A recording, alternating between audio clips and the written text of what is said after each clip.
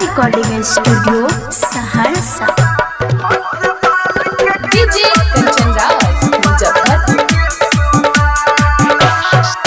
बिबिया के दाता छियै सरस्वती माता, जोड़ दे तो हर के रनिया ज्ञान से नाता।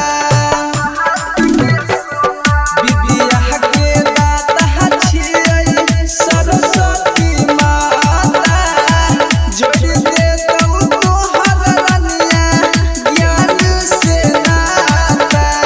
होई जब ही तू ज्ञानी अब सब हका से खास के सोना, गै सोना बन जाई भी खास के सोना, गै सोना बिना बालिक के कृपा से होई भी बहास के सोना, गै सोना हंस बालिक के कृपा से होई भी बहास के सोना।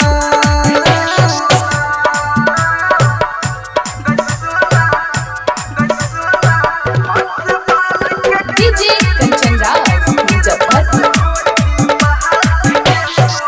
मैया के भगहती पर दही तू ध्यान के, बढ़ जैतहु ज्ञान रनिया होई भी विद्वान के। मैया के भगहती पर दही तू ध्यान के, बढ़ जैतहु ज्ञान रनिया होई भी विद्वान के। कह चलतन सूझत कर ले अब तू भी सहवास के सोना, गै सोना कर ले भी सहवास गै सोना, गै सोना बिना मालिक के कृपा से